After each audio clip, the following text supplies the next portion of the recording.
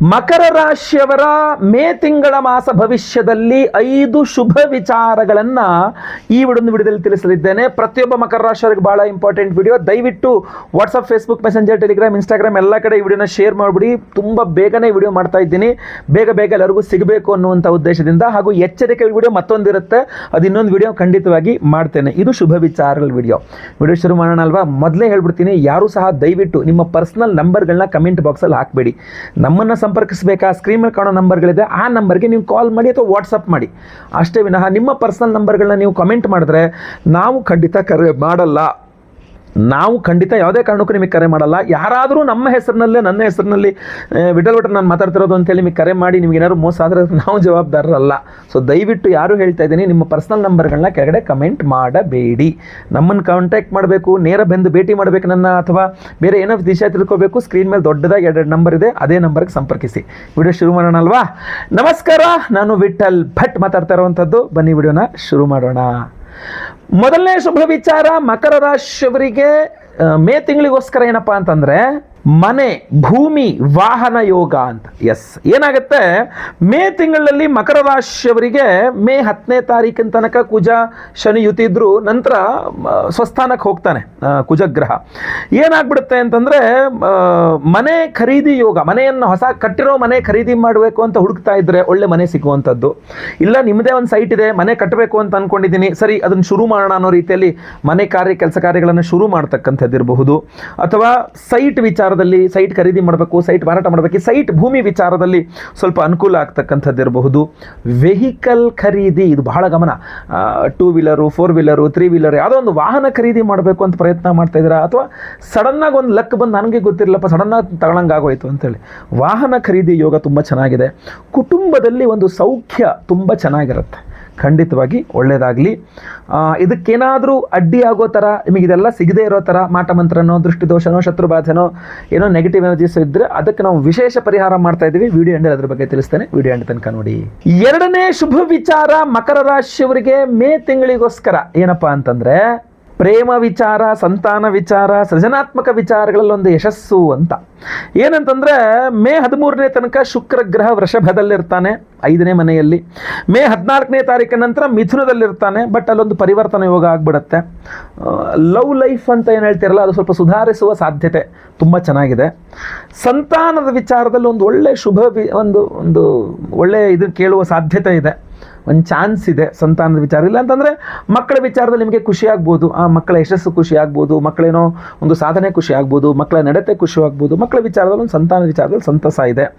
ಆಮೇಲೆ ನೀವೇನಾದ್ರು ಕ್ರಿಯೇಟಿವ್ ಫೀಲ್ಡಲ್ಲಿ ಇದ್ದೀರಾ ಅಂತ ಆದರೆ, ಕ್ರಿಯೇಟಿವ್ ಫೀಲ್ಡ್ ನೀವೇನೋ ಕ್ರಿಯೇಟ್ ಮಾಡಬೇಕು. ಈಗ ಒಂದು ಬರವಣಿಗೆ ಕ್ರಿಯೇಟಿವ್ ಫೀಲ್ಡ್, ಅದು ಪ್ರತಿ ಸಲ ಒಂದು ಹೊಸ ರೀತಿಯಲ್ಲಿ ಬರವಣಿಗೆ ಮಾಡಬೇಕಾಗತ್ತೆ, ಹೊಸದಾದ ರೀತಿಯಲ್ಲಿ ಯೋಚನೆ ಮಾಡಿಕೊಂಡು ಅದನ್ನು ಇದು ಮಾಡಬೇಕಾಗತ್ತೆ. ಸೊ ಆ ಥರ ಕ್ರಿಯೇಟಿವ್ ಫೀಲ್ಡಲ್ಲಿರೋರಿಗೆ ತುಂಬ ಯಶಸ್ಸಿದೆ ಮಕರ ರಾಶಿಯವರಿಗೆ ಈ ಒಂದು ಮೇ ತಿಂಗಳಲ್ಲಿ ಅಂತ. ಒಳ್ಳೆಯದಾಗಲಿ. ಮೂರನೇ ಶುಭ ವಿಚಾರ ಮಕರ ರಾಶಿಯವರಿಗೆ ಮೇ ತಿಂಗಳಿಗೋಸ್ಕರ ಏನಪ್ಪ ಅಂತಂದರೆ ಉದ್ಯೋಗ ಹಾಗೂ ದಿನನಿತ್ಯದ ಕೆಲಸಗಳಲ್ಲಿ ಪ್ರಗತಿ ಅಂತ.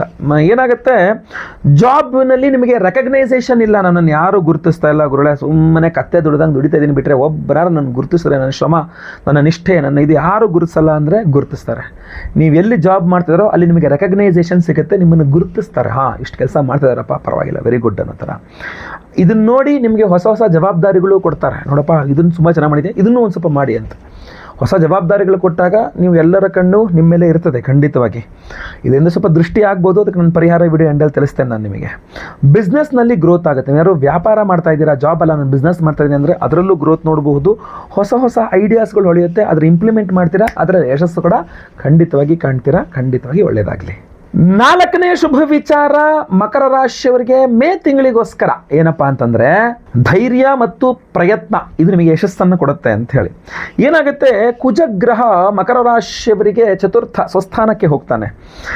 ಹೊಸ ಕೆಲಸಗಳನ್ನು ಸ್ಟಾರ್ಟ್ ಮಾಡಲಿಕ್ಕೆ, ಇದೊಂದು ಹೊಸದು ಮಾಡಬೇಕು ಅಂತಂದಾಗ ಧೈರ್ಯ ಸಾಲಲ್ಲ ಮಕರ ರಾಶಿಯವರಿಗೆ. ಅಯ್ಯೋ ಮಾಡಲೋ ಬೇಡವಾ ಹೆದರಿಕೆ ಇರ್ತದೆ. ಬಟ್ ಹೊಸ ಕೆಲಸಗಳನ್ನು ಆರಂಭಿಸಲಿಕ್ಕೆ ಮಕರ ರಾಶಿಯವರಿಗೆ ಧೈರ್ಯ ಸಿಗುತ್ತೆ. ಈ ಮೇ 10ನೇ ತಾರೀಕಿಂದ ಆಚೆಗೆ ತುಂಬ ಧೈರ್ಯ ಮಾಡ್ತೀರಾ, ಇದನ್ನು ಮಾಡಲೇಬೇಕು ಅಂಥೇಳಿ. ಕಮ್ಯುನಿಕೇಷನ್ ಸ್ಕಿಲ್ಸ್ ತುಂಬ ಜಾಸ್ತಿ ಆಗುತ್ತೆ. ಮಾರ್ಕೆಟಿಂಗು, ಮೀಡಿಯಾ ಇದರಲ್ಲಿ ಕೆಲಸ ಮಾಡ್ತಕ್ಕಂಥವ್ರಿಗೆ ತುಂಬ ಯಶಸ್ಸಿದೆ, ತುಂಬ ಹೆಸರಿದೆ, ಸಾಧನೆಗಳನ್ನು ಮಾಡ್ತೀರಾ ನೀವು, ತುಂಬ ಚೆನ್ನಾಗಿ ಕಂಡು ಬರ್ತಾ ಇದೆ. ಇದಕ್ಕೆಲ್ಲ ಆಗಬಹುದಾದಂಥ ವಿಚಾರಗಳು ನಾವು ಪರಿಹಾರ ವಿಡಿಯೋ ಎಂಡಲ್ಲಿ ತಿಳಿಸ್ತೇನೆ ನಾನು ನಿಮಗೆ. 5ನೇ ಶುಭ ವಿಚಾರ ಮಕರ ರಾಶಿಯವರಿಗೆ ಮೇ ತಿಂಗಳಿಗೋಸ್ಕರ ಏನಪ್ಪ ಅಂತಂದರೆ ಮಾನಸಿಕ ಶಾಂತಿ, ಕುಟುಂಬದಲ್ಲಿ ಸಂತೋಷ ಅಂಥೇಳಿ. ಏನಂತಂದರೆ ರವಿಗ್ರಹ ವೃಷಭ ರಾಶಿಯಲ್ಲಿ ರವಿಗ್ರಹ ಸಂಚಾರ ಅಂದರೆ ಪಂಚಮದ ರವಿ ಅಂತ ನಿಮಗೆ ಹೇಳ್ಬೋದು. ಈ ಮನಸ್ಸಿಗೆ ಒಳ್ಳೆ ಸಂತೋಷವನ್ನು ಕೊಡ್ತಾನೆ, ಮನಸ್ಸಿಗೆ ಒಳ್ಳೆ ಸಂತೋಷ, ಒಳ್ಳೆ ನೆಮ್ಮದಿ. ಈ ಫ್ಯಾಮಿಲಿ ಬಾಂಡಿಂಗ್ಸ್ ತುಂಬ ಜಾಸ್ತಿ, ಕುಟುಂಬದ ಬಾಂಡಿಂಗ್ ತುಂಬ ಜಾಸ್ತಿ ಆಗುತ್ತೆ. ಇದೆಲ್ಲ ಬಾಂಡಿಂಗ್ ಜಾಸ್ತಿ ಆದ ತಕ್ಷಣ ಸ್ಟ್ರೆಸ್ ಲೆವೆಲ್ಸ್ ಎಲ್ಲ ಕಡಿಮೆ ಆಗುತ್ತೆ, ನೆಮ್ಮದಿಯಾಗಿರ್ತೀರ, ಒಂದು ಪಾಸಿಟಿವ್ ಥಿಂಕಿಂಗ್ ಬರುತ್ತೆ. Yes I can do it, ನಾನು ಮಾಡೇ ಮಾಡ್ತೀನಿ, ನನ್ನ ಕೈಲಾಗುತ್ತೆ ಅನ್ನುವ ಪಾಸಿಟಿವ್ ಥಿಂಕಿಂಗ್ ಬರುತ್ತೆ. ಇದನ್ನು ಯಾವುದೇ ನೆಗೆಟಿವ್ ವಿಚಾರ ಹೇಳಿದ್ರು ಕೂಡ ಎಲ್ಲದೂ ಒಳ್ಳೆಯದಕ್ಕೆ ಆಗೋದು, ಇದನ್ನೊಂದು ಪಾಸಿಟಿವ್ ಥರ ಯೋಚನೆ ಮಾಡೋಣ ಅನ್ನೋ ಥರ ಪಾಸಿಟಿವ್ ಥಿಂಕಿಂಗ್ ತುಂಬ ಜಾಸ್ತಿ ಮಾಡ್ತೀರಾ. ಇದು ಖಂಡಿತವಾಗಿ ಒಳ್ಳೆಯ ವಿಚಾರವೇ. ಏನಾಗುತ್ತೆ ಅಂದರೆ ಮೇ 1ನೇ ತಾರೀಕಿಂದ ಮೇ 10ನೇ ತಾರೀಕಿನ ತನಕ ನಿಮಗೆ ಪ್ರಯತ್ನ ಹಾಗೂ ಧೈರ್ಯ ಇದು ಹೆಚ್ಚಾಗುತ್ತೆ. ಮೇ 11ನೇ ತಾರೀಕು ನಂತರ ನಿಮ್ಮ ಮನೆ, ಆಸ್ತಿ, ಯೋಗ ಇದೆಲ್ಲ ಬಲವಾಗುತ್ತೆ. ಮೇ 14ನೇ ತಾರೀಕಿಂದ 31ನೇ ತಾರೀಕಿನ ತನಕ ಕೆರೀರು, ಕ್ರಿಯೇಟಿವಿಟಿ, ಹ್ಯಾಪಿನೆಸ್ ಇದೆಲ್ಲ ಪೀಕಲ್ಲಿರುತ್ತೆ, ಖಂಡಿತವಾಗಿ ಒಳ್ಳೆಯದಾಗುತ್ತೆ.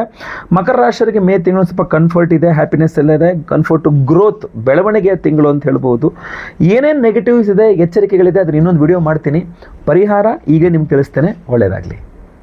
ಏಪ್ರಿಲ್ 17ನೇ ತಾರೀಕು ಶುಕ್ರವಾರ ಅಮಾವಾಸ್ಯೆಯ ದಿವಸ ನಮ್ಮ ಯಾಗಶಾಲೆಯಲ್ಲಿ ಬಹಳ ವಿಶೇಷವಾಗಿರತಕ್ಕಂಥ ಹೋಮಗಳನ್ನು ಮಾಡ್ತಾ ಇದ್ದೇವೆ.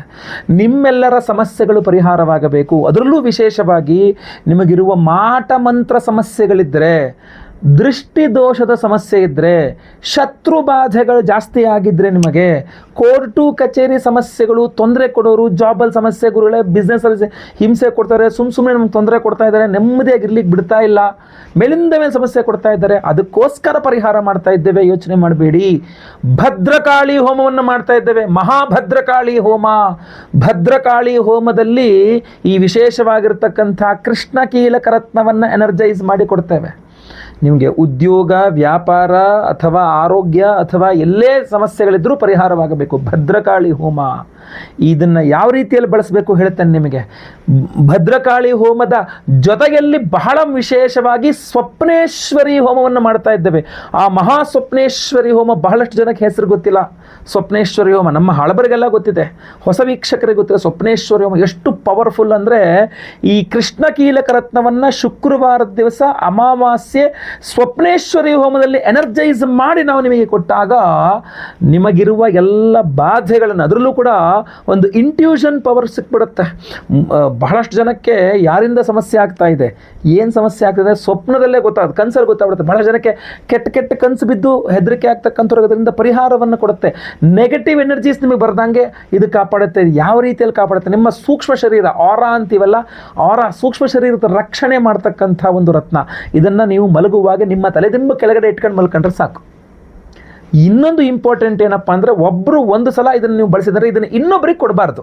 ನಿಮ್ಮ ಸೂಕ್ಷ್ಮ ಶರೀರಕ್ಕೆ ಅಡ್ಜಸ್ಟ್ ಆಗ್ಬಿಡುತ್ತೆ ಒಂದು ರಾತ್ರಿ ನೀವು ತಲೆದಿಂಬ ಇಟ್ಕೊಂಡು ಮಲ್ಕೊಂಡ್ರೆ. ಅಷ್ಟಕ್ಕೆ ಯಾರಿಗೋಸ್ಕರ ಬೇಕು ಇದು, ನಿಮಗೆ ನೀವು ಇಟ್ಕೊಳ್ಬೇಕು. ಇಲ್ಲ ನಿಮಗೂ ಬೇಕು, ಮನೆಯವ್ರಿಗೂ ಬೇಕು ಅಂದರೆ ನಿಮ್ಗೆ ಯಾರ್ಯಾರು ಬೇಕು ಮೊದಲೇ ತಿಳಿಸ್ಕೊಂಡು ಸಂಕಲ್ಪ ಸೇವೆಗೆ ಅಷ್ಟು ಕೊಟ್ಕೊಳ್ಬೇಕಾಗುತ್ತೆ. ಒಂದು ಸಂಕಲ್ಪ ಸೇವೆಗೆ ಒಬ್ಬರಿಗೆ ನಾವು ಒಂದು ಕೃಷ್ಣ ಕೀಲಕ ರತ್ನವನ್ನು ಕೊಡ್ತಾ ಇದ್ದೇವೆ. ಅಷ್ಟೇ ಅಲ್ಲದೆ ಅವಿವಾಹಿತರಿಗೆ ವಿವಾಹ ಸಿದ್ಧಿ ಆಗಬೇಕು, ವಿವಾಹಿತರಿಗೆ ಅನ್ಯೋನ್ಯುಸ್ಕ ದಾಂಪತ್ಯ ಜನ, ಗಂಡ ಹೆಂಡತಿ ಜಗಳ ಮನಸ್ತಾಪ ತಾರಕಕ್ಕೆ, ಗಂಡ ಒಂದು ಹೆಂಡತಿ ಒಂದು ತಲೆ ದಿಂಬ ಕೆಳಗಡೆ ಇಟ್ಕೊಂಡು ಮಲ್ಕೊಂಡ್ರೆ ಗಂಡ ಹೆಂಡತಿ ಸುಖವಾಗಿರ್ತಾರೆ. ಆ ಜಗಳ ಮನಸ್ತಾಪಗಳು ಕಡಿಮೆ ಆಗುತ್ತೆ. ಗಂಡ ಹೆಂಡಿರ ಜಗಳ ಉಂಡು ಮಲಗುವ ತನಕ ಅಷ್ಟು ಕರೆಕ್ಟಾಗಿರ್ತದೆ, ನಂತರ ಚೆನ್ನಾಗಿರ್ತೀರಿ ನೀವು. ಸೊ ಆದ್ದರಿಂದ ಆ ದಾಂಪತ್ಯ ಸುಖವೂ ವೃದ್ಧಿ ಆಗಬೇಕು. ಕೃಷ್ಣ ಕೀಲಕ ರತ್ನ ತುಂಬ ಸಹಾಯಕ ಆಗುತ್ತೆ. ಗುರು ಶಾಂತಿ, ಶನಿ ಶಾಂತಿ ಸಹಿತ ಮಹಾನವಗ್ರಹ ಶಾಂತಿ ಹೋಮಗಳಲ್ಲಂತೂ ಇದು ಎನರ್ಜೈಸ್ ಮಾಡೇ ಮಾಡ್ತಾ ಇದ್ದೀವಿ. ಸಂಕಲ್ಪ ಸೇವೆಗೆ ಹೆಸರು ಕೊಟ್ಕೊಳ್ಳಿ. ಸ್ಕ್ರೀನಲ್ಲಿ ಕಾಣುವಂಥ ನಂಬರ್ಗೆ ನಿಮ್ಮ ಹೆಸರು, ಗೋತ್ರ ಗೊತ್ತಿದ್ರೆ, ನಕ್ಷತ್ರ ಗೊತ್ತಿದ್ರೆ, ರಾಶಿ ಗೊತ್ತಿದ್ರೆ ಬೇಗ ವಾಟ್ಸಪ್ಪಲ್ಲಿ ನಿಮ್ಮ ಹೆಸರು ವಿಳಾಸವನ್ನು ಕಳಿಸ್ಕೊಂಡ್ರು ಸಾಕಾಗ್ತದೆ. ಲೈವಲ್ಲಿ ನಿಮ್ಮ ಹೆಸರು ಸಂಕಲ್ಪ ಆಗುತ್ತೆ. ಅವತ್ತಿನ ದಿವಸ ಬೆಳಗ್ಗೆ ಲೈವಲ್ಲಿ ನಾನೇ ನಿಮ್ಮ ಹೆಸರು ಸಂಕಲ್ಪ ಮಾಡ್ತೇನೆ.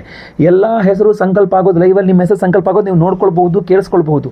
ಎಲ್ಲ ಹೋಮಗಳನ್ನು ನೀವು ಲೈವ್ ನೋಡಬಹುದು. ಹಾಗೂ ಎಲ್ಲ ಹೋಮಗಳ ಭಸ್ಮ, ಕುಂಕುಮಾರ್ಚನೆ, ಕುಂಕುಮ ಪ್ರಸಾದ ಸಹಿತ ಈ ವಿಶೇಷವಾದ ಕೃಷ್ಣ ಕೀಲಕ ರತ್ನವನ್ನು ನಿಮಗೆ ಸ್ಪೀಡ್ ಪೋಸ್ಟ್ ಮೂಲಕ ಕಳಿಸಿಕೊಡಲಾಗ್ತದೆ.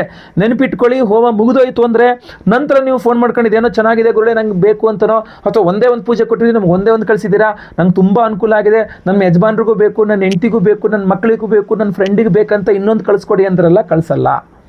ನಿಮಗೆ ಎಷ್ಟು ಬೇಕು ಈಗಲೇ ಸಂಕಲ್ಪ ಸೇವೆಗೆ ಹೆಸರು ಕೊಟ್ಕೊಳ್ಬೇಕು ನೀವು. ನಂತರ ಮುಗಿದ ಮೇಲೆ ಮತ್ತೆ ಅಂದರೆ ಖಂಡಿತವಾಗಿ ಆಗಲ್ಲ. ಸೊ ದಯವಿಟ್ಟು ಬೇಗ ಬೇಗ ಸ್ಕ್ರೀನಲ್ಲಿ ಕಾಣುವಂಥ ನಂಬರ್ಗೆ ನೀವುಗಳನ್ನ ವಾಟ್ಸಪ್ ಮಾಡ್ಕೊಳ್ಳಿ. ಖಂಡಿತವಾಗಿ ಒಳ್ಳೆಯದಾಗಲಿ. ವಿಡಿಯೋ ಇಷ್ಟ ದಯವಿಟ್ಟು ಲೈಕ್ ಮಾಡ್ಲಿಕ್ಕೆ ಮರಿಬೇಡಿ. ಪ್ರತಿಯೊಬ್ಬರಿಗೂ ಈ ವಿಡಿಯೋ ನೀವೇ ರೀಚ್ ಮಾಡಬೇಕು. ದಯವಿಟ್ಟು WhatsApp, Facebook, messenger, Telegram, Instagram ಎಲ್ಲ ಕಡೆ ಸಾಮಾಜಿಕ ಜಾಲತಾಣಗಳಲ್ಲಿ ವಿಡಿಯೋನ ಶೇರ್ ಮಾಡಲಿಕ್ಕೆ ಮರಿಬೇಡಿ. ನೀವು ಇನ್ನೂ ಸಬ್ಸ್ಕ್ರೈಬ್ ಮಾಡ್ಕೊಂಡಿಲ್ಲ, ಯೂಟ್ಯೂಬಲ್ಲಿ ನೋಡ್ತಿದ್ರೆ ನಮ್ಮ ವಿಡಿಯೋನ, ನಮ್ಮ ಚಾನಲ್ ಸಬ್ಸ್ಕ್ರೈಬ್ ಮಾಡಿಕೊಂಡು ಬೆಲ್ ಬಟನ್ ಒತ್ಕೊಂಡು ಆಲ್ ಅಂತ ಮಾಡ್ಲಿಕ್ಕೆ ಮರಿಬೇಡಿ. ಫೇಸ್ಬುಕ್ಕಲ್ಲಿ ನೋಡ್ತಿದ್ರೆ ನಮ್ಮ ಪೇಜನ್ನು ಫಾಲೋ ಮಾಡ್ಕೊಳ್ಳಿ. ಇನ್ಸ್ಟಾಗ್ರಾಮಲ್ಲಿ ನೋಡ್ತಾ ಇದ್ರು ನಮ್ಮ ಪೇಜನ್ನು ಫಾಲೋ ಮಾಡ್ಲಿಕ್ಕೆ ಮರಿಬೇಡಿ. ವಿಶೇಷ ಪ್ರಶ್ನೆಗಳಿದ್ರೆ ಕಮೆಂಟ್ ಮಾಡಿ. ನಿಮ್ಮ ಇಷ್ಟ ದೇವರು, ನಿಮಗೆ ಇಷ್ಟವಾದ ದೇವರು ಯಾವುದು ಕಮೆಂಟ್ ಮಾಡಿ. ಮೇ ತಿಂಗಳಲ್ಲಿ ನಿಮ್ಮ ಇಷ್ಟ ದೇವರು ನಿಮ್ಮನ್ನು ಕಾಪಾಡಲಿ. ಖಂಡಿತವಾಗಿ ಒಳ್ಳೆಯದಾಗಲಿ. ನಿಮ್ಮ ಕಮೆಂಟ್ಸ್ನೆಲ್ಲ ನಾನು ಓದ್ತಾ ಇರ್ತೇನೆ. ಮುಂದಿನ ವಿಡಿಯೋದಲ್ಲಿ ಮತ್ತೆ ಪುನಃ ಸಿಗ್ತೇನೆ. ಎಲ್ಲರಿಗೂ ಸಹ ಒಳ್ಳೆಯದಾಗಲಿ. ಲೋಕ ಸಮಸ್ತ ಸುಖಿನೋ ಭವಂತು. ನಾರಾಯಣ ನಾರಾಯಣ ನಾರಾಯಣ.